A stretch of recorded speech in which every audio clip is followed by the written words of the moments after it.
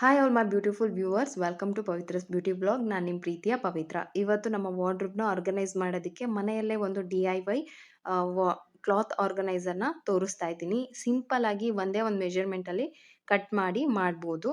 ಇದಕ್ಕೆ ನಮಗೆ main fabric ಮತ್ತು ಲೈನಿಂಗು ಮತ್ತು ಬಕ್ರಮ್ ಅಂತ ಸಿಗುತ್ತೆ. ನಿಮಗೆ ಬುಕ್ರಮ್ ಅಂತ ಹೇಳ್ತಾರೆ. ಸೊ ಅದು ನಮ್ಮ ಏನು ಚೂಡಿದಾರ್ ನೆಕ್ ಲೈನ್ ಡಿಸೈನ್ ಮಾಡೋದಕ್ಕೆ ಅಂತ ಹೇಳ್ಬಿಟ್ಟು ಯೂಸ್ ಮಾಡ್ತಾರೆ. ನಿಮಗೆ ಟೈಲರಿಂಗ್ ಮೆಟೀರಿಯಲ್ ಸಿಗುತ್ತಲ್ಲ, ಆ ಶಾಪಲ್ಲಿ ತೊಗೋಬೋದು.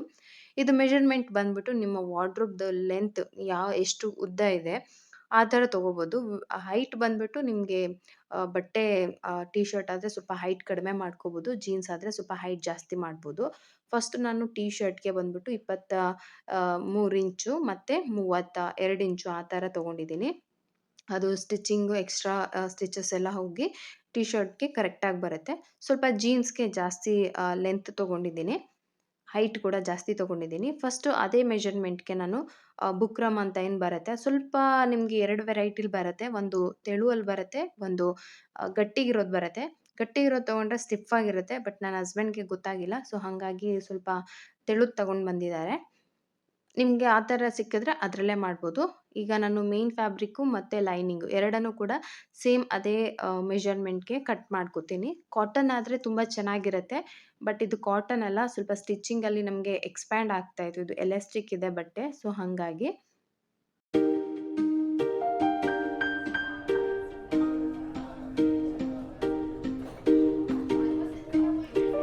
ಇಲ್ಲಿ ಒಂದೇ ಮೆಜರ್ಮೆಂಟ್ಗೆ 3 ಪೀಸ್ ಬಟ್ಟೆಯನ್ನು ಕಟ್ ಮಾಡಿದ್ದೀನಿ. ಇದು ಬುಕ್ರಮ್ನ ಫಸ್ಟು ಪ್ಲೇಸ್ ಮಾಡಬೇಕು. ಅದ್ರ ಮೇಲೆ ಲೈನಿಂಗ್ ಬಟ್ಟೆಯನ್ನು ಹಾಕಬೇಕು. ಅದ್ರ ಮೇಲೆ ಮೇನ್ ಫ್ಯಾಬ್ರಿಕ್ ಏನು ಕಟ್ ಮಾಡಿದ್ದೀವಲ್ಲ, ಯಾವ ಕಲರ್ ನೀವು ಬ್ಯಾಸ್ಕೆಟ್ ಮಾಡ್ತಾಯಿದ್ದೀರಾ ಆ ಒಂದು ಫ್ಯಾಬ್ರಿಕನ್ನು ಹಾಕ್ಕೋಬೇಕು. ಮೇನ್ ಫ್ಯಾಬ್ರಿಕ್ನ ಉಲ್ಟಾ ಹಾಕ್ಕೋಬೇಕು. ಅದು ನಾವು ಸ್ಟಿಚ್ ಮಾಡಿ ಸ್ಟಿಚಸ್ ಎಲ್ಲ ಒಳಗಡೆ ಹೋಗೋ ಥರ ಫೋಲ್ಡ್ ಮಾಡ್ತೀವಿ. ಸೊ ಹಾಗಾಗಿ ಈ ಒಂದು ಮೇನ್ ಫ್ಯಾಬ್ರಿಕನ್ನು ಉಲ್ಟಾ ಹಾಕ್ಕೊಳ್ಳಿ. ಲೈನಿಂಗ್ ಇರೋದು ಸೀದಾನೇ ಇರಲಿ. ಈಗ ನಾನು ಎರಡೂ ಕಡೆ ಹೈಟ್ ಏನಿದೆ ಅಲ್ಲ, ಆ ಹೈಟನ್ನು ಸ್ಟಿಚ್ ಮಾಡ್ತಾಯಿದ್ದೀನಿ. ಇದು ಲೆಂತು ಮತ್ತು ಅದು ಹೈಟು. 3 ಕ್ಲಾತನ್ನು ಒಂದೇ ಈಕ್ವಲ್ ಆಗಿ ಇಟ್ಕೊಂಡು 2 ಸೈಡು ಸ್ಟಿಚ್ ಮಾಡಬೇಕು. ಇನ್ನೆರಡು ಸೈಡ್ ಓಪನ್ ಇರುತ್ತೆ.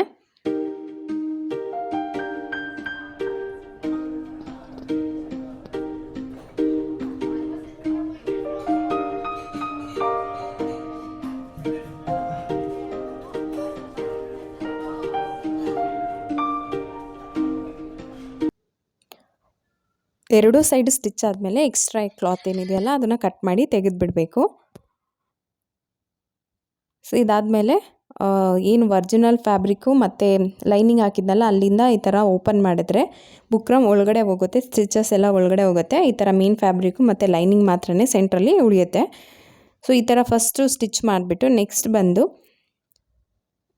ಇಲ್ಲಿ ನಾನು 4 ಇಂಚಿಗೆ ಮಾರ್ಕ್ ಮಾಡ್ಕೊತಾ ಇದ್ದೀನಿ. 4-4.25 ತೊಗೋಬೋದು. ಸುತ್ತಲೂ 4 ಇಂಚ್ಗೆ ಮಾರ್ಕ್ ಮಾಡಿಬಿಟ್ಟು ಒಂದು ಬಾಕ್ಸ್ ಥರ ಡ್ರಾ ಮಾಡಬೇಕು. ಎರಡೂ ಸೈಡು ಇದೇ ಥರ ಮಾಡ್ಕೋಬೇಕು. 4-5 ಆ ಥರ ತೊಗೋಬೋದು. ಅದು ಬಂದು ನಮಗೆ ವಿಡ್ತ್ ಬರುತ್ತೆ. ಸೊ ಹಾಗಾಗಿ ಅದು ನಿಮಗೆ ಬಟ್ಟೆ ಯಾವ ಥರ ಇದೆ, ಜಾಸ್ತಿ ಹೆವಿ ಇಡೋಗಿದ್ರೆ ಒಂದು 5 ತೊಗೋಬೋದು. ಸೊ ನಿಮ್ಗೆ ಏನಾದರೂ ವಾರ್ಡ್ರೋಬ್ ಲೆಂತಿಗೆ ತೊಗೋತೀನಿ ಅಂತ ಅಂದರೆ ವಾರ್ಡ್ರೋಬ್ ಲೆಂತ್ ಪ್ಲಸ್ ಈ 5 ಇಂಚನ್ನು ಎಕ್ಸ್ಟ್ರಾ ತೆಗಿಬೇಕು. ಇಲ್ಲ ಅಂತಂದರೆ 5 ಇಂಚ್ ಮೈನಸ್ ಆಗುತ್ತೆ. ಸೊ ಹಾಗಾಗಿ ನಿಮಗೆ ವಾರ್ಡ್ರೋಬ್ಗೆ ಎಷ್ಟು ಉದ್ದ ಬ್ಯಾಸ್ಕೆಟ್ ಬೇಕು ಅಂತ ಏನಾದರೂ ನೀವು ಮೆಜರ್ಮೆಂಟ್ ತೊಗೊಂಡು ಮಾಡ್ತೀನಿ ಅಂತ ಅಂದರೆ ವಾರ್ಡ್ರೋಬ್ದು ಅದು ಲೆಂತು ಜೊತೆಗೆ -5 ಅದನ್ನು ಪ್ಲಸ್ ಮಾಡ್ಕೋಬೇಕು. ಈಗ 12 ಇಂಚ್ ಇದ್ದರೆ +5 ಹಾಕ್ಕೋಬೇಕು. ಆ ಥರ ಎರಡೂ ಸೈಡು ಕಟ್ ಮಾಡಿ ತೆಗೆದುಬಿಟ್ಟು ಇಲ್ಲಿ ನಾನು ಗುಂಡ್ಪಿನನ್ನು ಹಾಕೋತಾ ಇದ್ದೀನಿ. ಬಟ್ಟೆ 3 ಪೀಸ್ ಇದೆಯಲ್ವಾ, ಸೊ ಸ್ಟಿಚ್ ಮಾಡಬೇಕಾದ್ರೆ ಜರ್ಗಾಡುತ್ತೆ ಅಂತ ಹೇಳ್ಬಿಟ್ಟು ಅಷ್ಟೇ. ಸೊ ಇದು ಒಂದೇ ಮೆಜರ್ಮೆಂಟು, ಒಂದೇ ಪೀಸ್ ಬರುತ್ತೆ. ಈ ಒಂದು ಪೀಸಲ್ಲೇ ಬ್ಯಾಸ್ಕೆಟ್ ರೆಡಿ ಆಗುತ್ತೆ. ಸೊ ಪಿನ್ನೆಲ್ಲ ಹಾಕಿ ಸೆಕ್ಯೂರ್ ಮಾಡಿದ್ದೀನಿ. ಇವಾಗ ಯಾವ ರೀತಿ ಸ್ಟಿಚ್ ಮಾಡೋದು ಅಂತಂದರೆ ಓಪನ್ ಇರೋ ಸೈಡನ್ನು ಈ ರೀತಿ ಇಟ್ಕೋಬೇಕು. ಹಾಗೆ ಅಲ್ಲಿ ಸ್ಟಿಚ್ಚನ್ನು ಹಾಕೋಬೇಕು ಇಲ್ಲಿ. ಸೊ ಎರಡೂ ಸೈಡು ಸ್ಟಿಚ್ಚನ್ನು ಹಾಕಿ ಕ್ಲೋಸ್ ಮಾಡಿಕೊಂಡ್ರೆ ಆಗುತ್ತೆ. ತುಂಬ ಸಿಂಪಲ್. ಇದು ಬಂದ್ಬಿಟ್ಟು ನಾವು ಟೈಲರಿಂಗ್ ಕ್ಲಾಸಲ್ಲಿ ಸ್ವಲ್ಪ ಈ ಏನು ಟ್ರಾವೆಲ್ ಬ್ಯಾಗು ಈ ಥರ ದೊಡ್ಡ ದೊಡ್ಡ ಬ್ಯಾಗ್ ಎಲ್ಲ ಸ್ಟಿಚ್ ಮಾಡೋದು ಹೇಳ್ಕೊಟ್ಟಿದ್ರು. ಬಟ್ ಅವಾಗ ನಾವೇನು ಮಾಡ್ತಾಯಿದ್ವಿ ಅಂತಂದರೆ ಈ ಫಾರ್ಮ್ ಬರ್ತಾಯಿತ್ತು, ಫಾರ್ಮ್ನ ಹಾಕಿ ನಾವು ಸ್ಟಿಚ್ ಮಾಡ್ತಾಯಿದ್ವಿ. ಅವಾಗ ಅದೊಂಥರ ಸಾಫ್ಟಾಗಿ ಬರ್ತಾಯಿತ್ತು. ಸೊ ನಾನು ಯಾವಾಗಾದರೂ ಬ್ಯಾಗ್ ಸ್ಟಿಚ್ ಮಾಡ್ಕೊಳ್ಳೋಣ ಅಂತ ಅನ್ಕೊತಾ ಇರ್ತೀನಿ. ಬಟ್ ಅದು ಆಲ್ರೆಡಿ ಒಂದು ಸ್ವಲ್ಪ ಮರ್ತಂಗೆ ಆಗಿತ್ತು. ಟ್ರೈ ಮಾಡಿದ್ರೆ ಅದು ನೆನಪಾಗುತ್ತೆ. ಫಾರ್ಮ್ ಹಾಕಿ ನಾವು ಈ ಟ್ರಾವೆಲ್ ಬ್ಯಾಗೆಲ್ಲ ಸ್ಟಿಚ್ ಮಾಡಿದ್ವಿ. ಸೊ ಈ ಥರ ನಾವು ಅದು ಏನು ಕಟ್ ಮಾಡಿದ್ವಲ್ಲ ಸ್ಕ್ವೇರ್ ಶೇಪಲ್ಲಿ, ಅದನ್ನು ಹಿಂಗೆ ಫೋಲ್ಡ್ ಮಾಡಿದ್ರೆ ಅದು ಟ್ರಯಾಂಗಲ್ ಆಗುತ್ತೆ. ಅದನ್ನು ಫ್ಲಾಟಾಗಿ ಈ ರೀತಿಯಾಗಿ ಸ್ಟಿಚ್ ಮಾಡ್ಕೋಬೇಕು. ಅಲ್ಲಿ ನಮಗೆ ಏನಂತಂದರೆ ವಿಡ್ತ್ ಗ್ಯಾಪ್ ಬರುತ್ತೆ. ಸೊ ಬಟ್ಟೆ ಇಕ್ಕೋದಕ್ಕೆ ಅದು ಕರೆಕ್ಟಾಗಿ ಸೈಜಲ್ಲಿ ಬರುತ್ತೆ. ಈ ಥರ 2 ಸ್ಟಿಚ್ ಹಾಕ್ಕೊಂಡ್ರೆ ಬ್ಯಾಗು ರೆಡಿ ಆಯಿತು. ಇಷ್ಟೇ ಸಿಂಪಲ್. ಒಂದು ಕಟ್ಟಿಂಗ್ ಮಾಡ್ಕೊಂಡ್ಬಿಟ್ರೆ 10 ನಿಮಿಷದಲ್ಲಿ ಈ ಒಂದು ಸ್ಟೋರೇಜ್ ಬ್ಯಾಗ್ ರೆಡಿ ಆಗಿಬಿಡುತ್ತೆ. 2 ಸೈಡ್ ಸ್ಟಿಚ್ ಮಾಡಿ ಈಗ ಸೀದಾ ಮಾಡ್ತಾಯಿದ್ದೀನಿ. ಸೊ ನೀವೇನು ಏನಾದರೂ ನಿಮಗೆ ಇವಾಗ ಮಿಕ್ಸಿದು ಅಥವಾ ಏನಾದರೂ ಬಾಕ್ಸಲ್ಲಿ ರೊಟ್ಟು ಬರುತ್ತಲ್ಲ, ಆ ರೊಟ್ಟನ್ನು ಕೂಡ ನೀವು ಈ ಒಂದು ಸೈಜ್ಗೆ ಕೆಳಗಡೆ ಮಾತ್ರನೇ ಈಕ್ವಲಾಗಿ ಕಟ್ ಮಾಡಿಟ್ರೆ ಒಂಥರ ಸ್ಟಿಫ್ ಆಗಿರುತ್ತೆ. ಆ ಸೈಡ್ ಈ ಸೈಡ್ ಇಟ್ಕೋಬೋದು. ಕ್ಲಾತ್ ಆರ್ಗನೈಸ್ಗೆ ರೊಟ್ಟಿಂದೇನು ಅವಶ್ಯಕತೆ ಇಲ್ಲ, ಅದು ಜೋಡಿಸಿದ್ರೇ ಸರಿ ಹೋಗ್ಬಿಡುತ್ತೆ.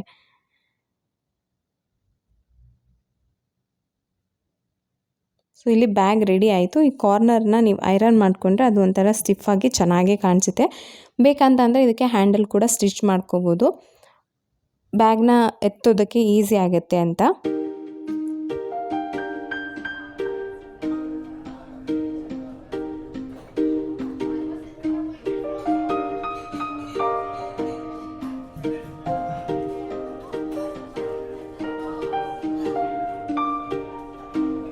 ಇದರಲ್ಲಿ ಆಲ್ಮೋಸ್ಟ್ ಒಂದು 20 ಟೀ ಶರ್ಟನ್ನು ಇಡ್ಬೋದು. ತುಂಬಾ ಅಂದರೆ ಬಟ್ಟೆಯನ್ನು ಈಕ್ವಲಾಗಿ ಇಟ್ಕೊಂಡ್ರೆ ಒಂದು 20 ಟೀ ಶರ್ಟ್ ಇಡ್ಬೋದು.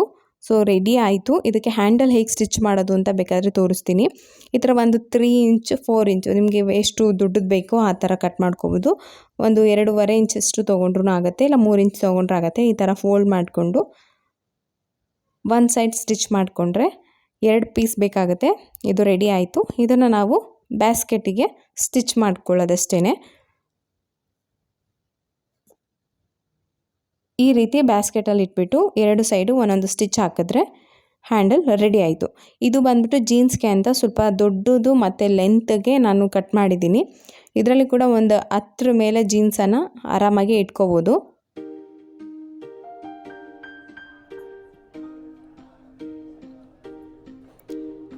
ಸೊ ಎಷ್ಟು ಈಸಿಯಾಗಿ ಸಿಂಪಲ್ಲಾಗಿ ಟೀ ಶರ್ಟು ಮತ್ತು ಇದೇ ರೀತಿ ಸ್ವಲ್ಪ ದೊಡ್ಡ ಬ್ಯಾಸ್ಕೆಟ್ ಮಾಡಿ ನೀವು ಸ್ಯಾರಿ ಎಲ್ಲ ಇಟ್ಕೋಬೋದು. ಸ್ವಲ್ಪ ಒಳ್ಳೆ ಕಾಟನ್ ಬ್ಯಾಗನ್ನು ರೆಡಿ ಮಾಡಿಕೊಂಡ್ರೆ ಸಿಲ್ಕ್ ಸ್ಯಾರಿಗೆ ಕೂಡ ತುಂಬ ಚೆನ್ನಾಗಿರುತ್ತೆ. ಸೊ ಎಷ್ಟು ಸಿಂಪಲ್ಲಾಗಿ DIY ಕ್ಲಾತ್ ಆರ್ಗನೈಸರ್ ರೆಡಿ ಆಯಿತು. ಇನ್ನೊಂದು DIYನ ತೋರಿಸ್ತಾ ಇದ್ದೀನಿ. ಬಟ್ಟೆಯನ್ನು ನಾವು ಎಷ್ಟೇ ಎತ್ತರವಾಗಿ ಫೋಲ್ಡ್ ಮಾಡೋಕ್ಕೆ ಹೋದ್ರೂ ಅದು ಸ್ವಲ್ಪ ಮೆಸ್ಸಿ ಆಗೋದು ಕಾಮನ್ನು. ಸೊ ಹಾಗಾಗಿ ನನ್ನ ಹತ್ರ ಈ ಥರ ಒಂದು ದುಪ್ಪಟ್ಟ ಆಯಿತು. ಸೇಮ್ ಇದೇ ಕಲರಲ್ಲಿ ಫುಲ್ ಲೆಂತ್ ಒಂದು ದುಪ್ಪಟ್ಟ ಆಯಿತು, ಸೇಮ್ ಕಲರ್. ಇದು ಬಂದು ಸ್ವಲ್ಪ ಶಾರ್ಟ್ ಇದೆ, ಹಾಗಾಗಿ ನಾನು ಜಾಸ್ತಿ ಯೂಸ್ ಮಾಡ್ತಾ ಇರಲಿಲ್ಲ. ಸೊ ಹಂಗಾಗಿ ಇದನ್ನು ಆರ್ಗನೈಸ್ಗೆ DIY ಆಗಿ ಯೂಸ್ ಮಾಡ್ಕೋತಾ ಇದ್ದೀನಿ. ಇದಂತೂ ತುಂಬಾ ಇಷ್ಟ ಆಗುತ್ತೆ ನಿಮಗೆ. ಟ್ರೈ ಮಾಡಿ. ಇದನ್ನು ಫಸ್ಟು 2 ಫೋಲ್ಡ್ ಮಾಡ್ಕೋಬೇಕು. ಅದಾದಮೇಲೆ ಅದರೊಳಗಡೆ ಈ ಬಟ್ಟೆ ಹಾಕುವ ಹ್ಯಾಂಗರ್ ಇರುತ್ತಲ್ಲ, ಆ ಹ್ಯಾಂಗರ್ನ 2 ಪೀಸನ್ನು ಅದರಲ್ಲಿ ಹಾಕ್ಕೊಳ್ಳೋದು. ತುಂಬ ಸಿಂಪಲ್ ಬಟ್ ತುಂಬ ಎಫೆಕ್ಟಿವ್ ಆಗಿರುತ್ತೆ. ನಿಮ್ಗೆ ಖಂಡಿತ ಇಷ್ಟ ಆಗುತ್ತೆ. ಇದನ್ನು ಟ್ರೈ ಮಾಡಿ. ಎಷ್ಟೊಂದು ಬಟ್ಟೆಯನ್ನು ಈ ಒಂದು ಆರ್ಗನೈಸರಲ್ಲಿ ನಾವು ಆರಾಮಾಗಿ ಇಡ್ಬೋದು. ಇದೆಲ್ಲ ಇವಾಗ ಅಮೆಝಾನಲ್ಲಿ ಕೂಡ ಸಿಗುತ್ತೆ. ಸೊ ಅಲ್ಲಿ ತೊಗೊಳೋದ್ಕಿಂತ ಈ ಥರ ಸಿಂಪಲ್ಲಾಗಿ ಮಾಡಿಕೊಂಡ್ರೆ ಮನೆಯಲ್ಲಿರೋ ಬಟ್ಟೆ ಎಕೋ ಫ್ರೆಂಡ್ಲಿ ಆಗಿರುತ್ತೆ. ಯಾವುದೋ ಪ್ಲಾಸ್ಟಿಕ್ ಅಥವಾ ಇನ್ನೊಂದೇನೋ ತೊಗೊಳೋದ್ಕಿಂತ ದುಡ್ಡು ಕೂಡ ವೇಸ್ಟ್ ಆಗುತ್ತಲ್ವ. ನಿಮ್ಮ ಮನೇಲಿ ಏನಾದರೂ ಈ ಆರ್ಗನೈಸರ್ಗೆ ಮಿಷಿನ್ ಇಲ್ಲ ಅಂತಂದರೆ ರನ್ನಿಂಗ್ ಸ್ಟಿಚ್ಚನ್ನು ಕೈಯಲ್ಲೇ ಹಾಕೋಬೋದು, ಇಲ್ಲಾಂತಂದರೆ ಪಿನ್ ಆದರೂ ಹಾಕ್ಕೋಬೋದು. ದುಪ್ಪಟ್ಟ ಮತ್ತೆ ಯೂಸ್ ಮಾಡ್ಕೊಳ್ಳೋ ಥರ ಇದ್ದರೆ. ದುಪ್ಪಟ್ಟ ಉಲ್ಟಾ ಇದೆ ಅಲ್ವಾ, ಸೊ ಹಂಗಾಗಿ ನಾನು ಇದನ್ನು ಸೀದಾ ಮಾಡ್ಕೋತೀನಿ. ಈ ಥರ ತಿರುಗಿಸ್ಕೊಂಡ್ರೆ 2 ಸೈಡು ಸೀದಾ ಆಗುತ್ತೆ. ಇದನ್ನು ಹೇಗೆ ಬಟ್ಟೆ ಜೋಡಿಸೋದು ಅಂತ ಹೇಳ್ಬಿಟ್ಟು ತೋರಿಸ್ತೀನಿ.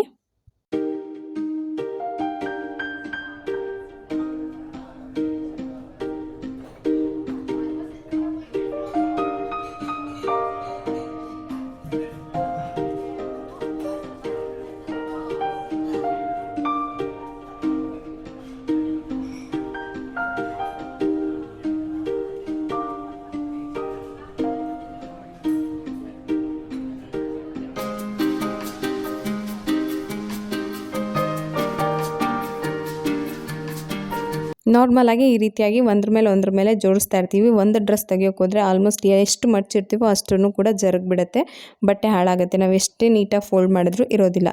ಈ ಥರ ನೀವು ಇನ್ನೂ ಸ್ವಲ್ಪ ಏನಾದರೂ ಲೆಂತಿ ಬಟ್ಟೆ ಇದೆ ಅಂತಂದರೆ ಹಾಕ್ಕೋಬೋದು. ನನಗೆ ಇಷ್ಟೇ ಸಾಕು ಅನಿಸ್ತು. ಇದರೊಳಗೆ ತುಂಬ ಡ್ರೆಸ್ಗಳನ್ನ ಹಾಕ್ಬೋದು. ಅದರ ಕೆಳಗಡೆ ನಿಮ್ಗೆ ಏನಾದರೂ ಗಟ್ಟಿಯಾಗಿರುವಂಥ ಒಂದು ರೊಟ್ಟೆ ಏನಾದರೂ ಇದ್ದರೆ ಹಾಕ್ಕೊಳ್ಳಿ.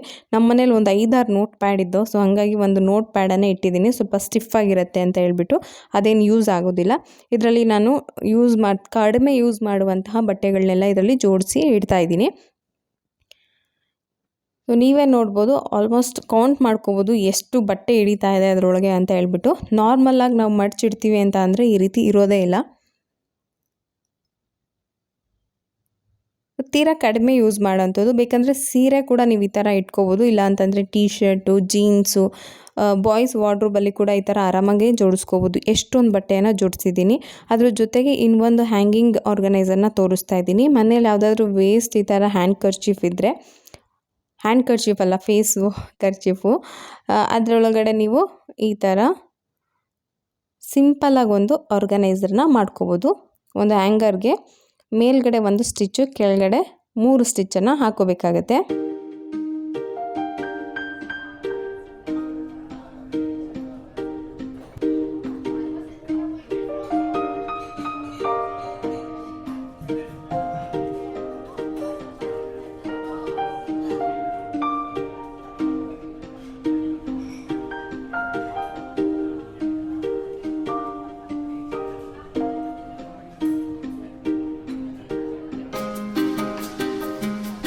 ಇದೇ ರೀತಿ ಆರ್ಗನೈಸರ್ನ ಬೈ ಮಾಡಬೇಕು ಅಂತ ಅಂದರೆ ಸುಮ್ಮನೆ ಕಾಸು ವೇಸ್ಟ್ ಆಗುತ್ತೆ. ಎಷ್ಟು ಸಿಂಪಲ್ಲಾಗಿ 2 ಪಾಕೆಟ್ ಇರುವಂಥ ಆರ್ಗನೈಸರ್ ರೆಡಿ ಆಯಿತು. ಇದನ್ನು ನೀವು ವಾರ್ಡ್ರೋಬಲ್ಲೇ ಇಡಬೇಕಂತ ಏನಿಲ್ಲ. ಯಾವಾಗ ಕಿಚನಲ್ಲಿ ಅಥವಾ ವಾಶ್ರೂಮಲ್ಲಿ ಕೂಡ ನೀವು ಈ ಒಂದು ಆರ್ಗನೈಸರ್ನ ಯೂಸ್ ಮಾಡ್ಕೋಬೋದು. ಹೇರ್ ಡ್ರೈಯರ್ ಇಡೋದಕ್ಕೆ, ಅಥವಾ ಹೇರ್ ಸ್ಟ್ರೈಟ್ನರ್ ಇಡೋದಕ್ಕೆ, ಬ್ರಷ್ಗಳು ಇಡೋದಕ್ಕೆ, ಅಥವಾ ಬೇರೆ ಏನಾದರೂ ರೂಮ್ ಫ್ರೆಶ್ನರ್ನ ಇಡೋದಕ್ಕೆ. ಸೊ ಈ ಥರ ಇಟ್ಕೋಬೋದು. ವಾರ್ಡ್ರೋಬಲ್ಲಿ ಇಡೋಂಗಿದ್ರೆ ಡೈಲಿ ಯೂಸ್ ಮಾಡುವಂಥ ಪರ್ಸ್ಗಳನ್ನ ಅಥವಾ ಏನು ವಾಚ್ ಇಡೋದಕ್ಕೆ, ಸೊ ಈ ಥರ ಯಾವ ಥರ ಬೇಕಾದರೂ ನೀವು ಯೂಸ್ ಮಾಡ್ಕೋಬೋದು. ನೋಡಿದ್ರಲ್ಲ, ಇವತ್ತಿನ ವಾರ್ಡ್ರೋಬ್ ಆರ್ಗನೈಸರ್ನ ನಾನು ಶೇರ್ ಮಾಡಿದ್ದೀನಿ. ತುಂಬ ಈಸಿ, ಟೈಮ್ ಕೂಡ ಜಾಸ್ತಿ ಬೇಕಾಗಲ್ಲ. ಮನೇಲಿ ಯಾವುದಾದ್ರೂ ವೇಸ್ಟ್ ಬಟ್ಟೆ ಇದ್ದರೆ ಆರಾಮಾಗಿ ಒಂದು DIY ಕ್ಲಾತ್ ಆರ್ಗನೈಸರ್ನ ಮಾಡ್ಕೊಬೋದು. ಅದನ್ನೇ ನೀವು ಅಮೆಝಾನಲ್ಲಿ ಅಥವಾ ಆನ್ಲೈನಲ್ಲಿ ಪರ್ಚೇಸ್ ಮಾಡೋಕ್ಕೆ ಹೋದಾಗ ಖಂಡಿತ ನಿಮಗೆ ಒಂದು 4-5 ಬ್ಯಾಸ್ಕೆಟ್ ತೊಗೋತೀನಿ ಅಂತ ಅಂದ್ರೂ ₹1000 ಮೇಲಾಗುತ್ತೆ. ಅದು ಪ್ಲಾಸ್ಟಿಕ್ ಬ್ಯಾಸ್ಕೆಟ್ ಆದರೂ ಆಗಿರ್ಬೋದು, ಕ್ಲಾತ್ ಆದರೂ ಆಗಿರ್ಬೋದು.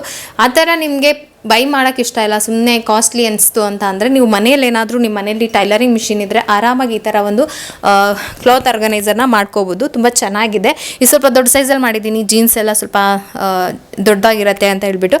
ಮತ್ತು ಇದು ಟೀ ಶರ್ಟ್ಗೆ ಇದು ಬಂದ್ಬಿಟ್ಟು ಪಾಕೆಟ್ ಆರ್ಗನೈಸರ್. ನೋಡಿದ್ರಲ್ಲ, ಇಷ್ಟು ಈಸಿಯಾಗಿ ಮನೇಲಿ ಯಾವುದಾದ್ರೂ ವೇಸ್ಟ್ ಹ್ಯಾಂಡ್ ಟವಲ್ನ ಬಿಸಾಕೋದಿದ್ರೆ ಅದರಲ್ಲಿ ಈ ಥರ ಯೂಸ್ ಮಾಡ್ಕೋಬೋದು. ಆಮೇಲೆ ಈ ಡ್ರೆಸ್ನ ನಾನು ಮುಂಚೆನೇ ತೋರಿಸಿದೆ ಬಿಫೋರ್ ಹೇಗಿತ್ತು ಅಂತ ಹೇಳ್ಬಿಟ್ಟು. ಇವೆಲ್ಲ ಜಾರ್ಜೆಟ್ ಬಟ್ಟೆ, ಸಿಲ್ಕ್ ಮತ್ತು ಸಾಫ್ಟಾಗಿರುತ್ತೆ. ಒಂದ್ರ ಮೇಲೆ ನಾವು ಜೋಡಿಸಿದ್ರು, ಐರನ್ ಮಾಡಿ ಆಗಲಿ ಎಷ್ಟೇ ನಾವು ನೀಟಾಗೆ ಜೋಡಿಸಿದ್ರು ಅದು ಜರುಗುತ್ತೆ ಮತ್ತು ಬೀಳ್ತಾನೆ ಇರುತ್ತೆ. ಇದು ತುಂಬಾ ಯೂಸ್ ಆಯಿತು ನನಗೆ. ಇವಾಗ ಇದು ನಾನು ಸ್ವಲ್ಪ ರೇರಾಗಿ ಯೂಸ್ ಮಾಡ್ತೀನಿ, ಜಾಸ್ತಿ ಏನು ರೆಗ್ಯುಲರಾಗಿ ಯೂಸ್ ಮಾಡಲ್ಲ. ಸೊ ಹಾಗಾಗಿ ಇಲ್ಲಿ ಇಟ್ಟಿದ್ದೀನಿ. ಆರಾಮಾಗಿ ತೆಗೆದುಬಿಟ್ಟು ಮತ್ತೆ ಹಾಗೆ ಇಡ್ಬೋದು. ತುಂಬ ಚೆನ್ನಾಗಿದೆ. ವೇಸ್ಟ್ ದುಪ್ಪಟ್ಟದಲ್ಲಿ ಮಾಡ್ಕೊಂಡಿರೋದು. ಪಿಲೋ ಕವರಲ್ಲಿ ಕೂಡ ಮಾಡ್ಬೋದು, ಬಟ್ ಹೈಟ್ ಕಡಿಮೆ ಆಗುತ್ತೆ. ವೇಸ್ಟ್ ದುಪ್ಪಟ್ಟದಲ್ಲಿ ಮಾಡಿದ್ದೀನಿ. ಸೊ ಕೆಳಗಡೆ ಉಳಿದಿರೋ ಸ್ಪೇಸಲ್ಲಿ ಕೂಡ ಡ್ರೆಸ್ಗಳನ್ನು ಇಟ್ಕೊಂಡಿದ್ದೀನಿ. ವಾರ್ಡ್ರೋಬಲ್ಲಿ ಇನ್ನೂ ಪ್ಲ್ಯಾನ್ ಮಾಡಿದ್ರೆ ಇನ್ನೂ ಕೆಲವೊಂದಿಷ್ಟು ಆರ್ಗನೈಸರ್ನ ಮಾಡಬಹುದು. ಸೊ ನಿಮ್ಗೇನಾದರೂ ಆ ಥರ ಐಡಿಯಾ ಇದ್ದರೆ ಟ್ರೈ ಮಾಡಿ. ಇಷ್ಟೇ ಬಟ್ಟೆಗೆ ನನಗೆ ಸಿಕ್ಕಾಪಟ್ಟೆ ಜಾಗ ಬೇಕಾಗಿತ್ತು. ಇವಾಗ ತುಂಬ ಚಿಕ್ಕ ಜಾಗದಲ್ಲಿ ಎಷ್ಟೊಂದು ಬಟ್ಟೆ ಜೋಡಿಸಿದ್ದೀನಿ. ಸೊ ನನಗೆ ಖುಷಿ ಆಗ್ತಾಯಿದೆ. ಅಮೆಝಾನಲ್ಲಿ ನಾನು ಪರ್ಚೇಸ್ ಮಾಡಬೇಕು ಅಂತ ಅಂದ್ಕೊಂಡಿದ್ದೆ, ಬಟ್ 1000 ಅಂತ ಅಂದಾಗ ನನಗೆ ಮಿನಿಮಮ್ ಒಂದು 4 ಆದರೂ ಬೇಕಿತ್ತು. Daily wear T shirt, daily wear pant, ಮತ್ತು ಕುರ್ತಾಸ್, ಮತ್ತು ಈ ಥರ ಪಲಾಜೋ ಪ್ಯಾಂಟ್ಗಳು ಇವನ್ನೆಲ್ಲ ಇಡೋದಕ್ಕೆ ಬೇಕಾಗಿತ್ತು. ಒಂದು 4-5 ಬ್ಯಾಸ್ಕೆಟ್ ಆದರೂ ತೊಗೊಳ್ಳೋಣ ಅಂತ ಅಂದ್ಕೊಂಡಿದ್ದೆ. ಇಲ್ಲಾಂದಿದ್ರೆ ಕ್ಲಾತ್ ಆರ್ಗನೈಸರ್ನ ತೊಗೊಳ್ಳೋಣ ಅಂತ ಅಂದ್ಕೊಂಡಿದ್ದೆ. ಚೆಕ್ ಮಾಡಿದ್ರೆ ₹1000 ಅಂತ. ಅದಕ್ಕೆ ನಾನು ಅವತ್ತಿಂದ ಡಿಲೇ ಮಾಡಿ ಫೈನಲಿ ಇದನ್ನು ಮಾಡ್ಕೊಂಡಿದ್ದೀನಿ. ತುಂಬ ಚೆನ್ನಾಗಿದೆ. ನಿಮ್ಮ ಮನೇಲಿ ಏನಾದರೂ ವಾರ್ಡ್ರೋಬ್ ಸ್ವಲ್ಪ ಸ್ಪೇಸ್ ಎಲ್ಲ ಕಡಿಮೆ ಇದೆ, ಬಟ್ಟೆ ಜಾಸ್ತಿ ಇದೆ ಅಂತ ಅಂದಾಗ ಈ ಒಂದು ಟಿಪ್ಸನ್ನು ಯೂಸ್ ಮಾಡ್ಕೋಬೋದು. ತುಂಬ ಒಂದ್ಸರಿ ಟ್ರೈ ಮಾಡಿ, ನಿಮಗೂ ಕೂಡ ಖುಷಿ ಆಗುತ್ತೆ. ಇಷ್ಟೊಂದು ಬಟ್ಟೆನ ಎಷ್ಟು ದಿನ ತೊಗೊಂಡೋಗಿ ತುಂಬ್ತಾ ಇದೆ, ಇವಾಗ ಎಷ್ಟು ಚೆನ್ನಾಗಿ ಆರಾಮಾಗಿ ಆರ್ಗನೈಸ್ ಮಾಡ್ಬೋದು ಅಂತ ಹೇಳ್ಬಿಟ್ಟು. ಸೊ ಈ ವಿಡಿಯೋ ನಿಮಗೆ ಇಷ್ಟ ಆಗಿದೆ ಅಂತ ಅನ್ಕೋತೀನಿ. ವಿಡಿಯೋ ಇಷ್ಟ ಆಗಿದ್ದರೆ ಲೈಕ್ ಮಾಡಿ, ಸಬ್ಸ್ಕ್ರೈಬ್ ಮಾಡ್ಕೊಳ್ಳಿ. ವಿಡಿಯೋ ಬೇರೆಯವ್ರಿಗೂ ಕೂಡ ಹೆಲ್ಪ್ ಆಗುತ್ತೆ ಅಂದರೆ ಶೇರ್ ಮಾಡಿ, ಸಪೋರ್ಟ್ ಮಾಡಿ ಅಂತ ಹೇಳ್ತಾ ಇವತ್ತಿನ ವಿಡಿಯೋನ ಇಲ್ಲೇ ಎಂಡ್ ಮಾಡ್ತಾ ಇದ್ದೀನಿ. ಸಿಗ್ತೀನಿ ನೆಕ್ಸ್ಟ್ ಇನ್ನೊಂದು ವ್ಲಾಗ್ ಅಥವಾ ವಿಡಿಯೋ ಜೊತೆಗೆ. ಅಲ್ಲಿವರೆಗೂ ಟೇಕ್ ಕೇರ್, ಬಾಯ್.